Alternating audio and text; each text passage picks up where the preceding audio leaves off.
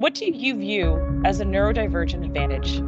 If you've got a group that's only strategic, they're running the risk of missing some huge potential risks on that downstream granular world.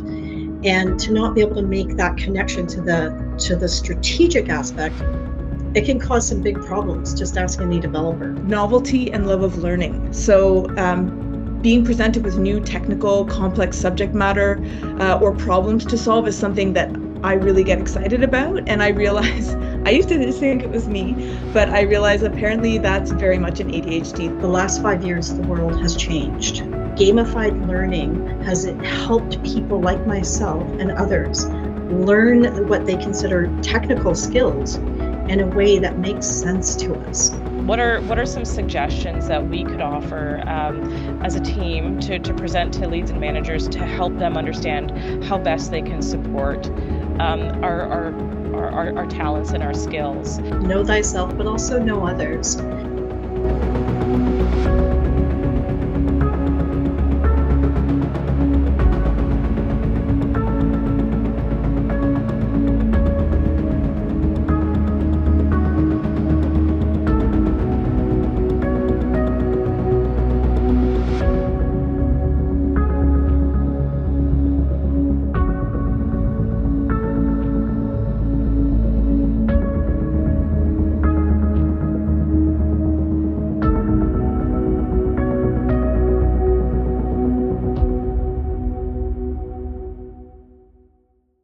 Hello, I'm Sophia Muller, your panel moderator, joined by three remarkable security and privacy experts, Deb Turner-Chappell, Natalia Semenova, and Abigail Dubiniecki. We're here to celebrate the incredible strengths that neurodivergent professionals bring to the fields of privacy, security, and risk management. Different ways of thinking can be a superpower, unlocking new approaches to problem solving, innovation, and leadership. Today, we'll explore what truly turbocharges these gifts, what conditions, environments, and mindsets allow neurodivergent talents to thrive. We'll also talk about the real-world advantages of diverse cognitive approaches and how they make teams, strategies, and solutions stronger. Whether you're neurodivergent yourself, a leader building a more inclusive team, or someone looking to better understand the strengths around you, this conversation is for you. If you have any questions, kindly please feel free to share them in the chat. We'll do our best to address and integrate them into our discussions at large. So let's hop into the first question for our guest speakers. What do you view as a neurodivergent advantage? Deb, would you like to go first? You bet. Hello, Eval. So I consider myself the new kid on the block with this team. I only started into the InfoSec, CyberSec world about 5 years ago, and I consider it a lateral shift for myself. And it's actually been a lockstep journey for me to start to learn about cybersecurity while I was also learning about my own neurodivergent or neuro-D aspects, as I like to call them. And what I found for myself and other people who have similar neurodivergent aspects, similar to mine, is that ability to see both that high-level strategic worldview, that big picture view, concurrently with the granularity, those smaller details, those fine print, and actually be able to connect the lines between those two extremes is a huge advantage, especially on a team that tends to hire same thinking lens or same communication lens. If you've got a group that's only strategic, they're running the risk of missing some huge potential risks on that downstream granular world. And to not be able to make that connection to the strategic aspect, it can cause some big problems. Just ask any developer. They may not even know that there's a decision been made sometimes. So that ability of concurrently seeing both worlds is a huge advantage for, I think, any team or organization. But it's taken me a long time to learn that about myself. The other piece that I want to talk about is hiring people or bringing people on a team that have nonlinear thinking to create a more diverse group. It's only as good as you allow them to have a voice at the table. And I think this is really, really important for myself as I learn more about my own neurodivergent aspects. I'm also learning about others. And I want to build that understanding of their needs and how to make them more comfortable in communicating their thoughts. Because why hire them if we're not going to listen to them? Because they can bring some amazing, amazing, amazing solutions to, I think, what, our world challenges now are just not the normal. We're not making problems solve without actually having different thoughts. Same old is not working anymore. We need new ways of thinking to make things happen. Fantastic. Thanks so much, Deb. Natalia, would you like to elaborate on some of the points made by Deb? Yes, absolutely. So when it comes to bringing people with different life ways, different perspectives, one example that comes to my mind is probably a well-known example of three blind men and an elephant. So depending on which side of the elephant you come, you may say it's maybe a tree when you're touching the leg, or a snake when you're touching the nose, or maybe even a rope if you're touching the tail. But in fact, it's an elephant, so it takes the fourth person with yet another perspective to say, hey, people, I think it's an elephant and it should be treated like this. And sometimes I notice there was a period of my time when I was coaching different startups, because after you, so to say, graduate from Google, everybody thinks for some reason you're good at it. And people were in Silicon Valley experimenting with attending Burning Man, taking some I wouldn't say drugs, but trying to expand their consciousness. And sometimes they come with some ideas, and for me, it's obvious. And then I started thinking, hey, maybe all those years when I was talking to people and trying to let them know what's on my mind, they thought that I'm under influence of something. Because if you have this world vision, then that other people struggle to achieve. It could be good or it could be bad.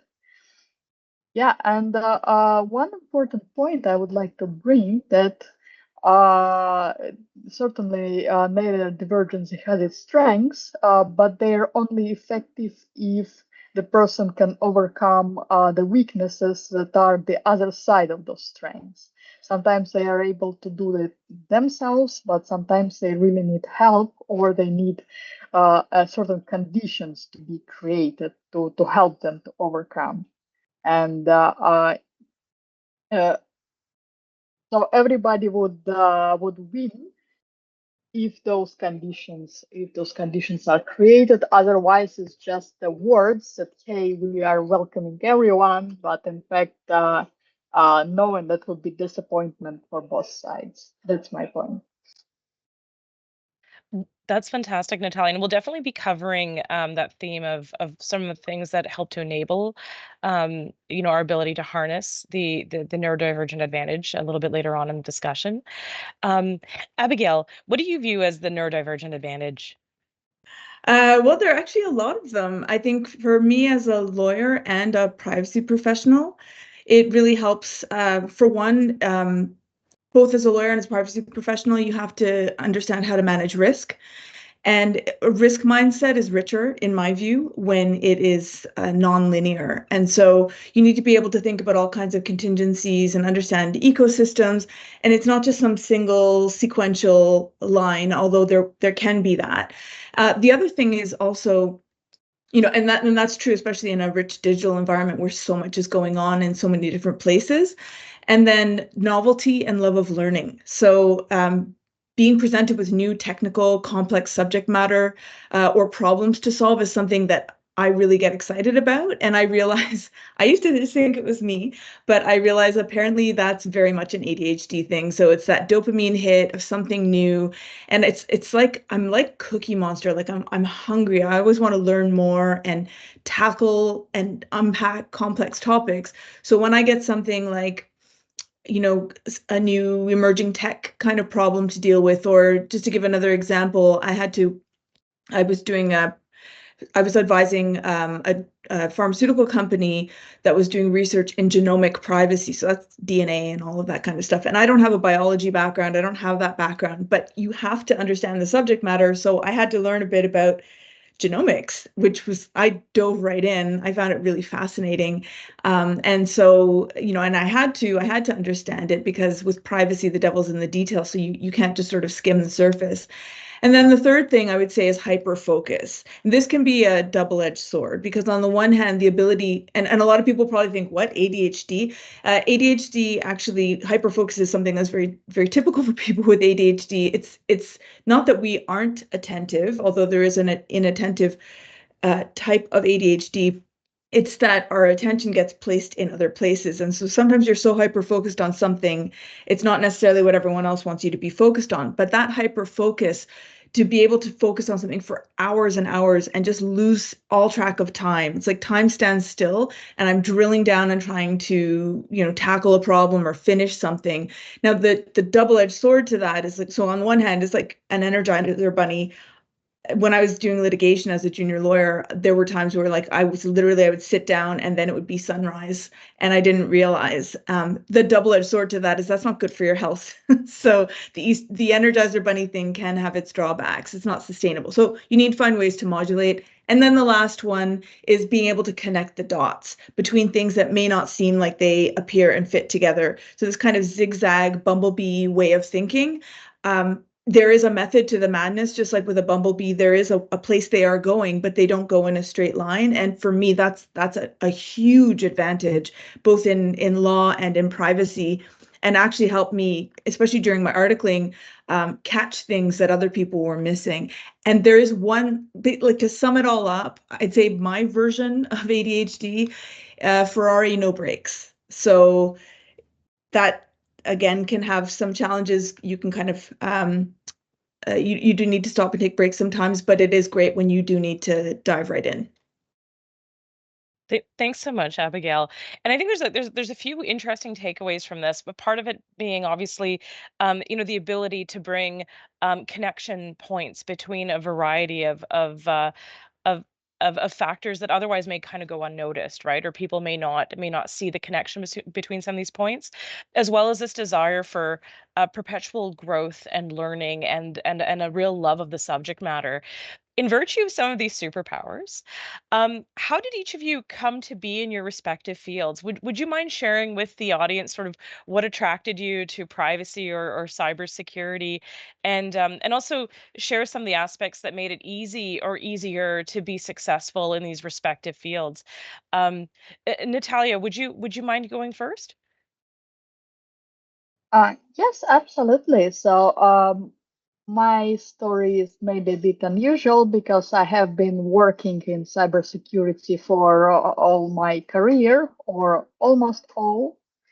So at school, it was clear for me that I want to be related to something that is stable, in a sense that if you speak about mathematics, there are some formulas that are dated from ancient Greece times, and they are still valid.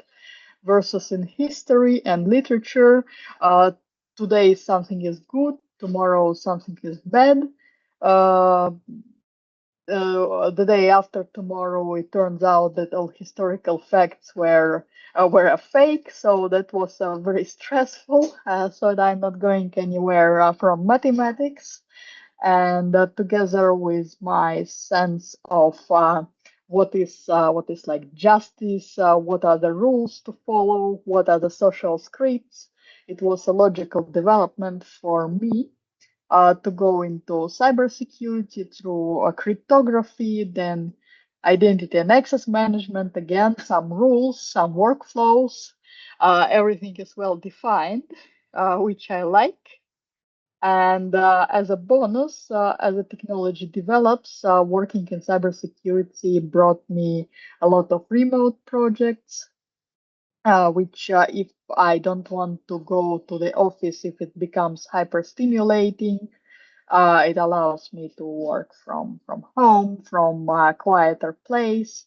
And if I want to change the environment, again, almost unrestricted traveling. So it's enough to get stable internet connection. So far, 100 countries and counting.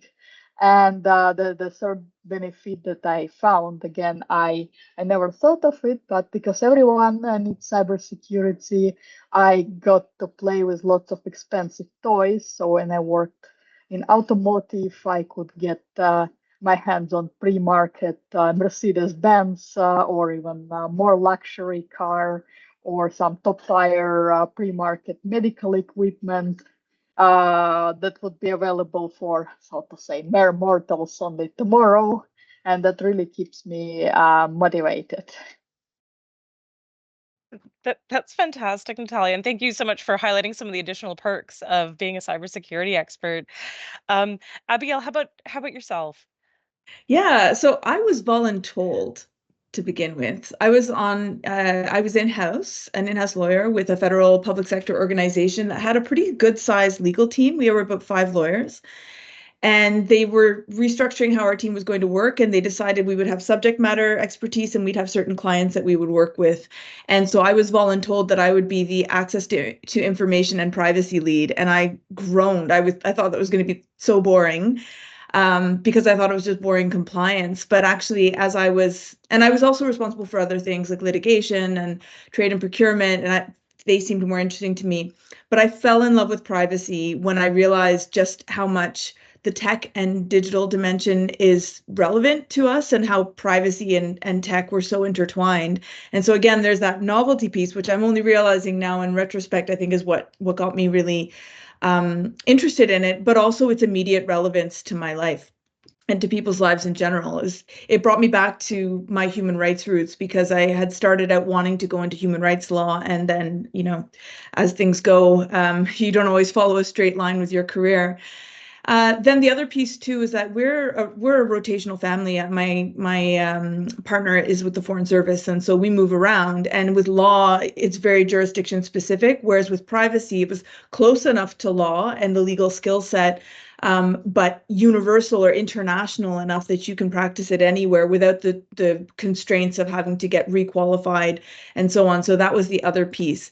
And really, it got to the point where, as I was doing it as a privacy consultant, I really loved that piece even more so than the legal analysis and the legal piece. And it's opened so many doors and promised lifelong learning and a very fast-paced environment that's highly relevant. So it's definitely, it's taken me to learn about AI and digital identity and disinformation and democracy. And it's just, there's no shortage of things that have some kind of a privacy dimension. So this cookie monster is continuously being fed. The cookie monster inside me is continuously being fed through privacy. Awesome. Thanks so much, Abigail. And Deb, how about yourself? So I'll be short because I can see some questions coming in and juicy ones. So my background, I actually did a lateral shift, what I consider a lateral shift, about 5 years ago into InfoSec and CyberSec. I had about 15 years worth of large complex program controls, governance, heavy experience with risk. And as I was working as a business analyst, I was thrown onto a security team to help with a security remediation plan. At the same time, I had started doing some cybersecurity courses through business analysis organizations, and I got addicted.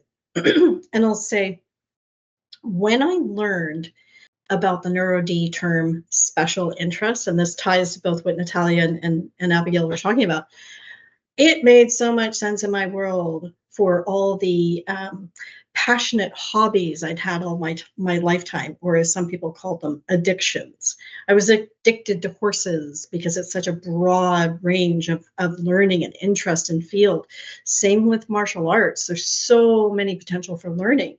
So InfoSec and CyberSec and privacy, it was just like, as Abigail's like, just give me more cookies. That's amazing.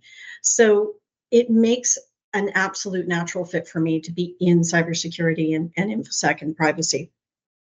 And another piece that I've heard both of you talk about as well is, for myself, I'm just fascinated by the themes coming out of here because we didn't plan this. The world that I've lived in is very ambiguous in terms of risk and governance and program controls, et cetera. So when I discovered that there's frameworks and tools to mitigate those risks that you could put in controls, and it's a little more binary, that was just a yummy buffet for me. And the third piece that I've really come to understand about myself in the last, I don't know, year and a half, I think it was you, Sophia, or someone else that had said to me that people on the neuro-D spectrum have a very strong sense of justice and doing the right thing. And I think that speaks to internal desire in cybersecurity to protect in whatever way that I can. And I know it's a way that I can fulfill that inner mission that I have. Thanks so much, Deb. And actually, before we move on to the third segment of our talk, which is all about sort of what environments do we need in order to really thrive and be able to showcase our talents and our contributions, there is one thing that I wanted to address because it's a reoccurring theme with some of the comments that I'm seeing, and one of them being that a lot of folks don't necessarily feel that they're technical enough, and some have also commented about how some people make a transition from people such as myself, like having a PhD in political science and making their way into privacy and security. And I did want to call out Natalia's also in the process of completing her PhD in mathematics, I believe. Is that right, Natalia? I completed my PhD. Oh, you completed done already. and done. So that was a long time ago. Yeah, actually, Natalia, on that point, would you be able to speak to some of the transitions of having done your PhD in mathematics and carrying it over to a career in cybersecurity? Because I think there's a lot of people that I think come from diverse backgrounds and want to overcome that sense of being not technical enough, or might not totally understand how some of the skills that we've obtained as academics translate to the field of cybersecurity and privacy. I would be happy to consult those individuals. For me, it was very logical because I started with cryptography. So I helped the company named Nokia, which used to be more famous than Apple with its phones. I worked on some encoding algorithms for them to make mobile connections more secure. And after Nokia was acquired by Microsoft, I transitioned to another popular area, identity and access management. Nowadays, everything is about identity, especially when in the cloud. So I might say I was lucky because I never had any mentors to guide me. It's very hard. It's a very separate topic how neurodivergent person can find a mentor. So, but if somebody has any particular questions, like any particular knowledge can be translated into commercial value, I'm totally open. Yeah. How about you, Deb? Because I know that you also approach cybersecurity from a unique perspective.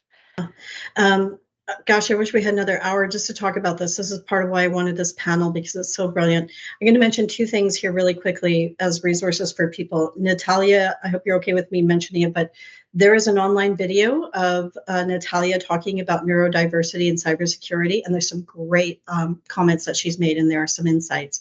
Really encourage people to look that up on YouTube.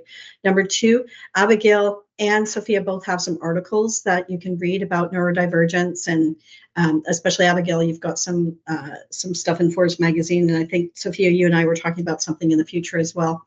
Okay, so done that. Yeah, Forbes magazine. Thank you so much. There's actually a link to that article, and it's great.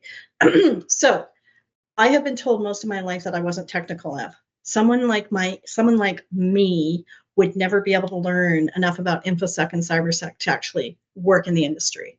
And I'm talking way back in the 90s when I read a certain book called The Cuckoo's Egg by Clifford Stoll. And I'd been told I was never going to be able to learn all that stuff because it was too technical.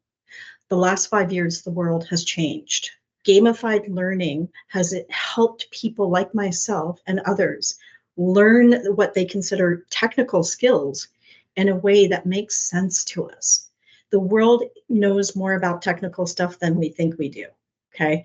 And you are more technical than you think you are, because every role needs a certain context of what technical means.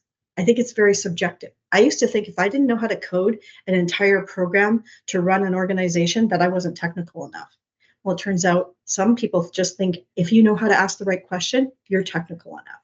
So start being your own cheerleader and start recognizing that it's just a label.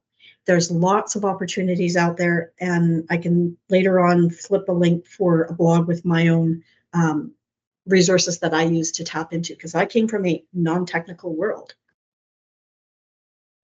Thanks so much, Deb.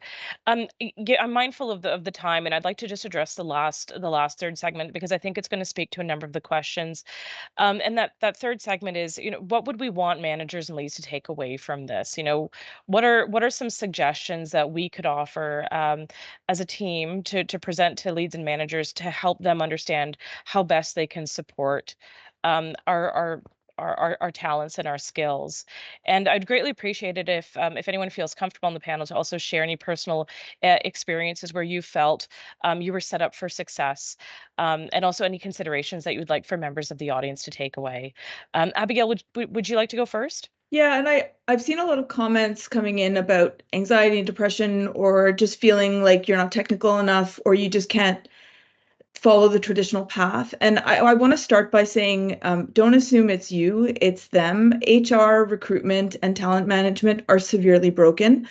Top-down, org chart addicted organizations are not always the most functional, especially when it comes to something like cybersecurity and privacy, which are heavily contextual and require an all hands on deck approach.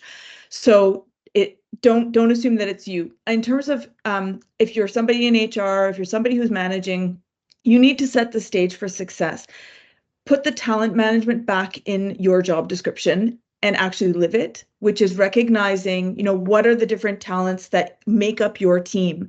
Sometimes you want the big blue sky thinker who's going to, think big concepts, but other times you need the cookie monster type like me who gets into the weeds. So having a mindset that recognizes, okay, well, what is it that this particular project needs, or this particular role needs, and mix it up. For people with ADHD, I think definitely gamification can work really, really well for some people with ADHD. It doesn't work for everyone. And I've included a link to an article that I wrote all about gamification in cyber, privacy, and AI. Mixing it up. So in terms of the tasks that you give out, small bite-sized rapid action deliverables coupled with some longer term ones, breaking down longer term projects into smaller things can really help for people who tend to get overwhelmed, because what happens is for some people with ADHD, like our minds, we're just thinking about all of the things, and then you can get this paralysis, right? And so having that, and then when you need someone who can do the lateral thinking or dive into an obscure topic, don't give that job to the big picture thinker who hates the weeds. Give it to the cookie monster type, and then vice versa.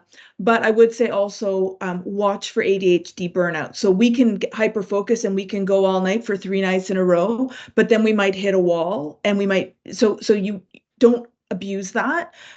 Find ways to take breaks and watch for signs that your employee might be running on empty.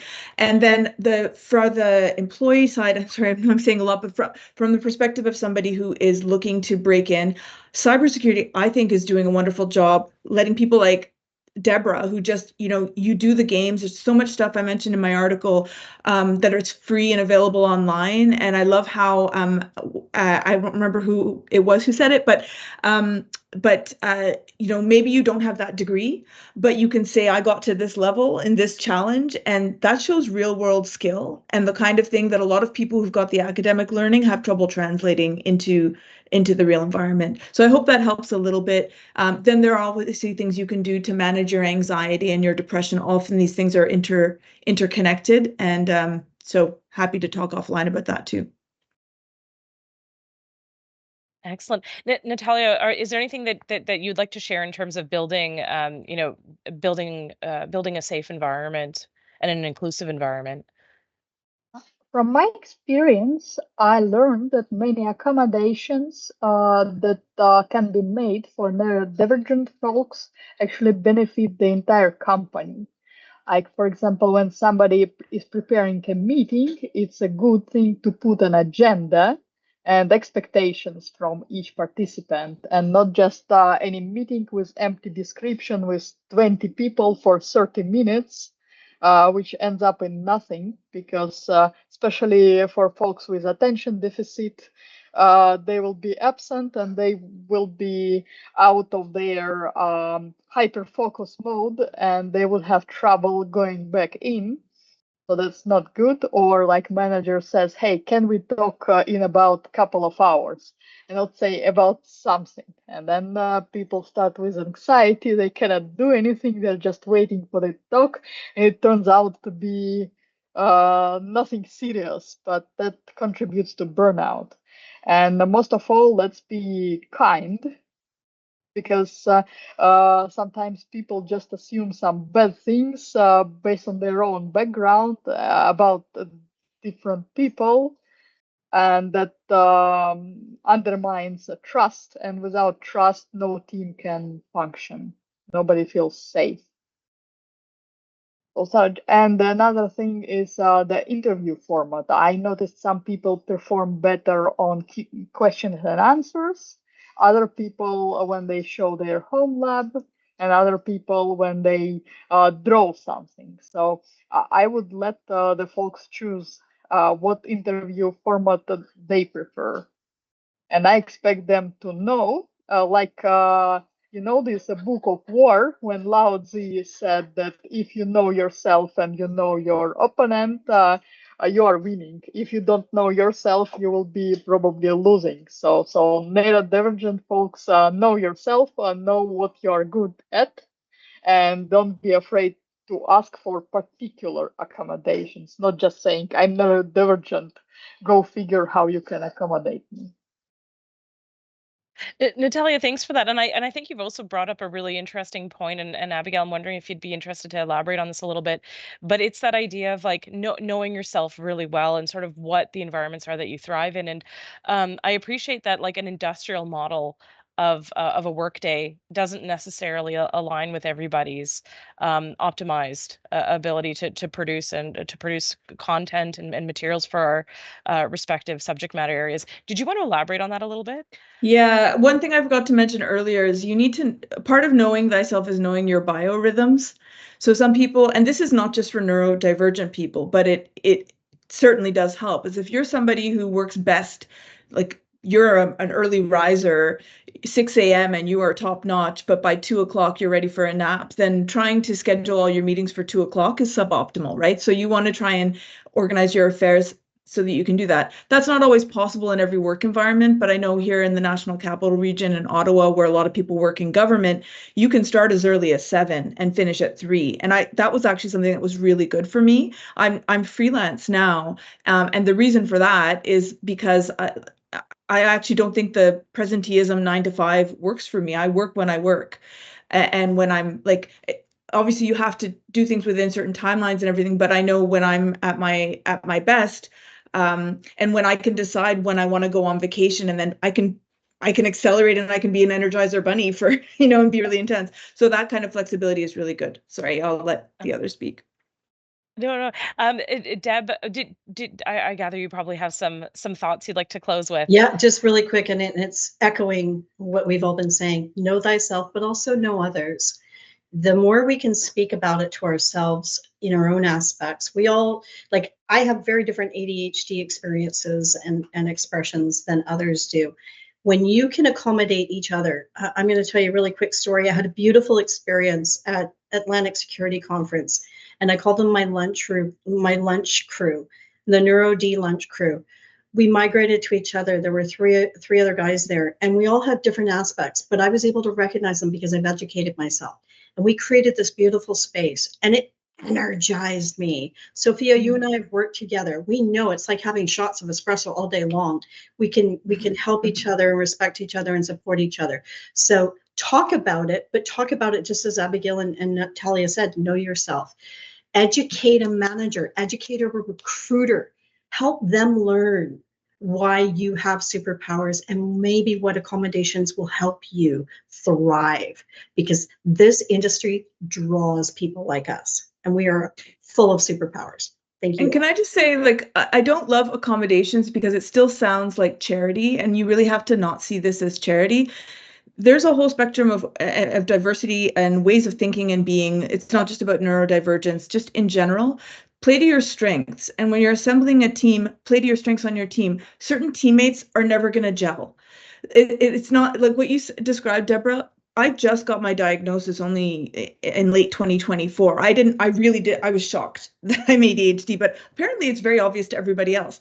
But I realized the people that I've gravitated to and the people that I work really well with are also neurodivergent, not exclusively, but it really helps. And then there are others who find it really exhausting and like hard to work with someone like me. And so knowing that, not being offended, like, I'm best in this kind of team. So if there is some flexibility to you want your teams to gel. You don't just randomly throw org chart boxes together. And that anyone who is a good manager should know that, whether or not the people are neurodivergent. Thanks so much, Abigail. I think that summarizes the ethos of this very well, and thank you to all of our fantastic panelists. I know that I very much enjoyed this chat. I found it incredibly insightful. We've had a lot of questions from the audience, and I appreciate we may have not gotten to all of them, but I do encourage listeners to connect with us, and if there's an opportunity for us to elaborate on some of these or answer some of your questions more directly, I'm certain that we would all welcome that. So thank you again to all of the, oh, sorry, go ahead. Oh, well, I was just going to add one last point. So I do plan to post soon on, there are all these great privacy first tools that you can use for ADHD that I plan to somehow put together in a list. So follow me on LinkedIn or follow my Forbes page, and eventually I will have something for you. But there's some great stuff without sacrificing your privacy, because a lot of those apps are not very privacy friendly, but there's some great ones out there that are. Fantastic. And with that, I'll simply close to say thank you to all of you for your interest in this talk. I certainly hope that we'll have an opportunity to continue showcasing more of these really important messages, and ensuring that we've got increasingly inclusive spaces in cybersecurity and privacy. So thank you to everyone. Thank you to our panelists, and thank you to siberX for hosting this. Thank you. Bye.